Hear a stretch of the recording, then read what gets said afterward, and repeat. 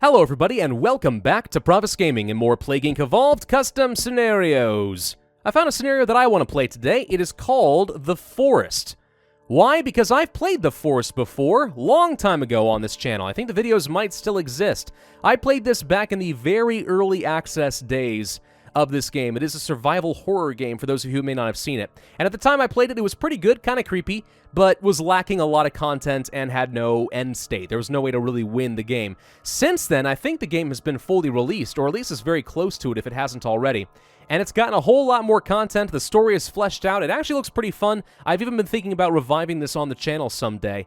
Not sure if I will or will not, but in the meantime, Barnacle Films created a scenario for it, and it is actually 5 stars. So color me intrigued, we're going to try playing this scenario today. This scenario contains spoilers for The Forest. It's a great game and I advise you to check it out if you haven't. That's not me saying it, that's the author, although he's also probably right. Spoiler alert for those who do not want it. You thought the horror would end when you escaped the peninsula, when you escaped the savage mutants spawned by the ungodly artifacts, when you saved your son. This is only the beginning. Control a pathogenic form of the failed Jarius project and spread from the acquired deformities of Timmy LeBlanc, creating all sorts of abominations in the process. Can some hungry cannibals destroy humanity? Yeah, probably. So, Jarius project is not something I'm very familiar with. I've only slightly kept touch of this game since I stopped playing. But yeah, the story really has fleshed out a lot. There's apparently some long plot about, scientific experiments around some sort of resurrection artifact or obelisk or something like that, and chronicling the bizarre mutations that occurred in humanity. And there are a lot of them, and man, are they kind of creepy. This will be a necrovirus. We have ATP boost, Darwinist, Aquacytic Chemophile, and dopamine inhibitor. Seems fine. It is called the Jarius Project by default, and we start in Canada. Wait, Canada? That can't be right. Really? The game's not set in Canada, is it? It doesn't seem nearly that cold. Also, there's like giant Komodo dragon lizards. I assumed it had to be like down in Brazil or Central America or something. Huh. After surviving a plane crash on a mysterious Canadian peninsula, TV star survival expert Eric LeBlanc and his son Timmy are unknowingly about to unleash hell on humanity. Sounds good. Humans try to cheat death through the longevity work of Sahara Therapeutics. Show them who's boss! Yeah, make them pay! Who's Sahara Therapeutics? I don't actually know. I suspect they're the villains. They're the scientists who are doing all the chronicling of the weird mutations. All right, for our transmissions, we have Zoonosis, which is good for rural and urban areas, mutation chance, and cross-country transmission. Seems really good. Then we have Ungulates, hoofed mammals, livestock and wildlife good in rural nations. That's good, but Canada's neither urban nor rural, so not a big deal. Rodents, urban environments, more mutation chance. Canids. Canines, from chihuahuas to wolves. Yeah, because chihuahuas, just the little devil dogs down there. I tell you what, you know that they're carriers of some sort of hideous disease. Because they're so close to rats, they might be carrying the Black Death. I don't know. Very effective in urban environments, slightly so in the rural ones. Very good mutation chance. Oh, sorry, not that mutation. Infectivity chance. For only 5 DNA, let's pick that up. Bloodborne. Hey, that's a good game. Pathogen able to survive in bloodstream and spread through blood-to-blood contact. And then respiratory secretions able to survive and reproduce in the mucous membranes and saliva.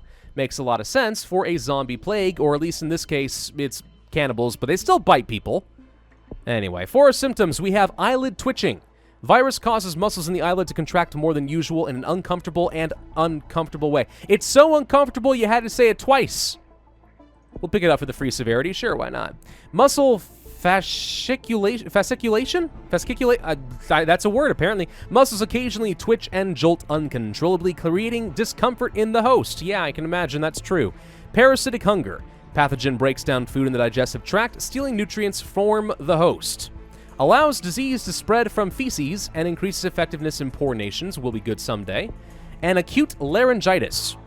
I've had acute pharyngitis, but not laryngitis. Virus infects the vocal cords, causing inflammation and difficulty speaking, slows down the cure. Oh, so that's why you can't talk to the cannibals and rationalize them and you have to chop them up with an axe. It all makes sense now. I don't feel nearly so bad. We start off with a level of drug resistance, very nice if we're going to be in Canada. There's another level of that available, and our typical heat and cold resistance. Fall in urban population. Okay, so urban transmission is not nearly as important in this particular game. That's fine. For transmissions, we can go for, I guess let's do Bloodborne. That leads to water.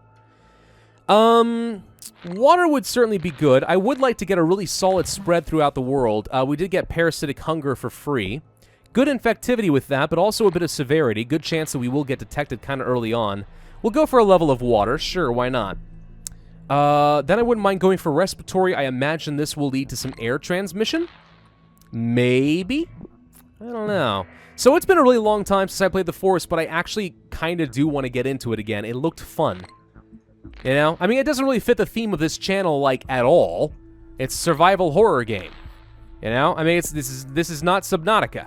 But I thought it was pretty fun. And honestly, the mutants that are, like, down below the caves are actually kind of creepy. And I know some people will look at me and be like, oh, come on. The graphics are terrible. It's not scary. I'm not scared. You're just a big baby. Yes. Yes, I am. This is why I don't play horror games on this channel. Have you figured this out yet? Mainly because I really do allow myself to get kind of swept away in it. And I have a lot of fun with it.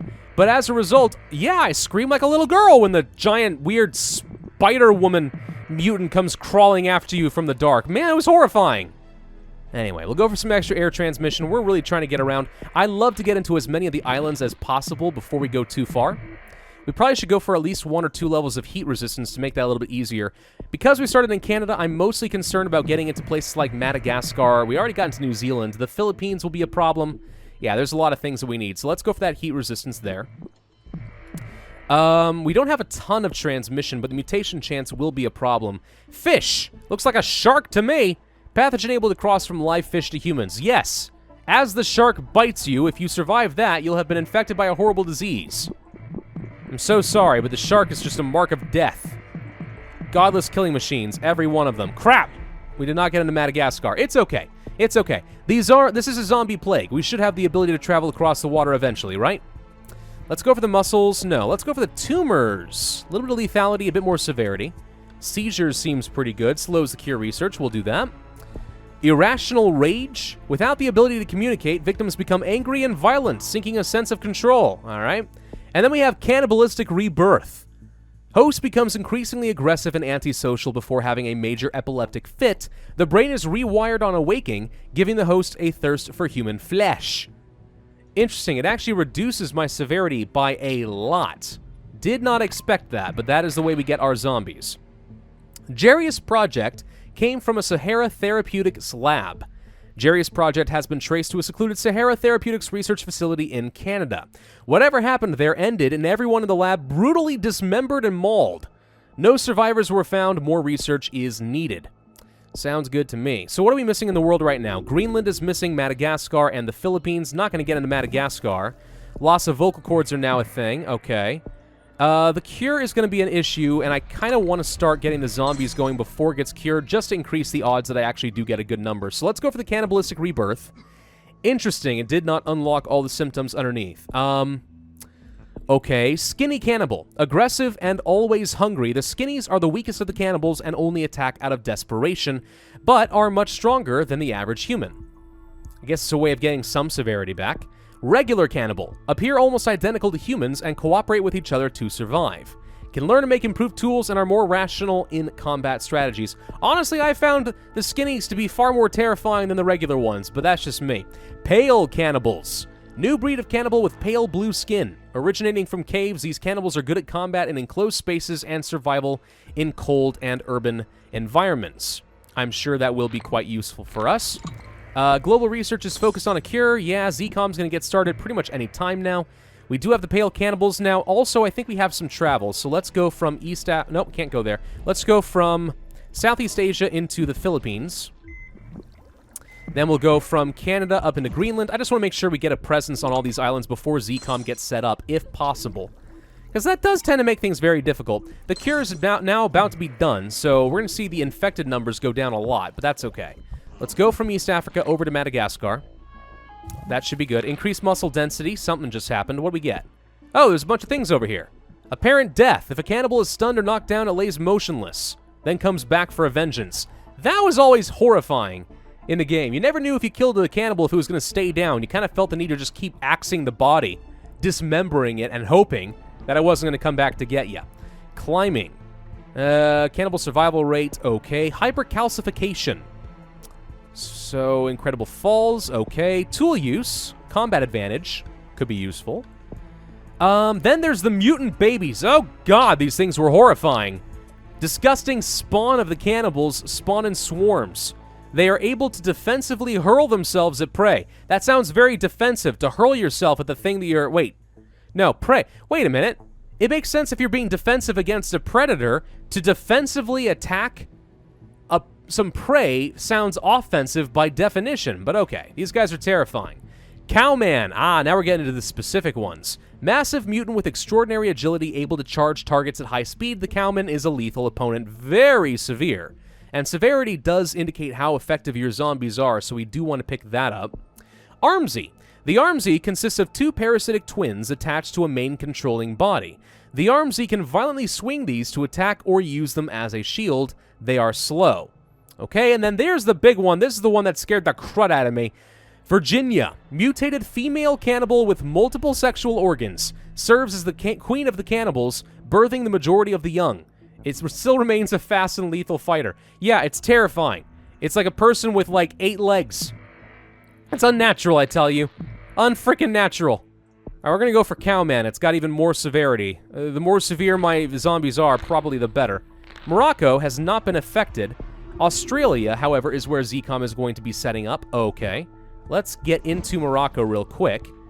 We want to get as much severity and combat advantage as possible. We should start getting a lot of extra DNA as we continue to destroy nations, though. Let's go for Virginia.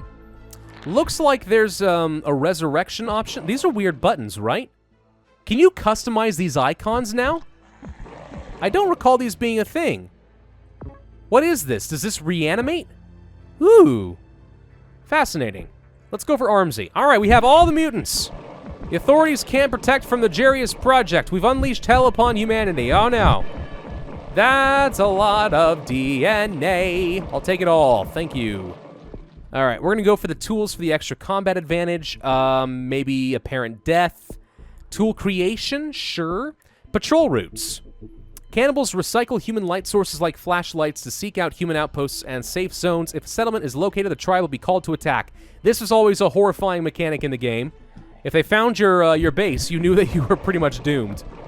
But then it was always fun to just go and chase down their bases and just, you know, murder everyone in sight. That was also always pretty fun.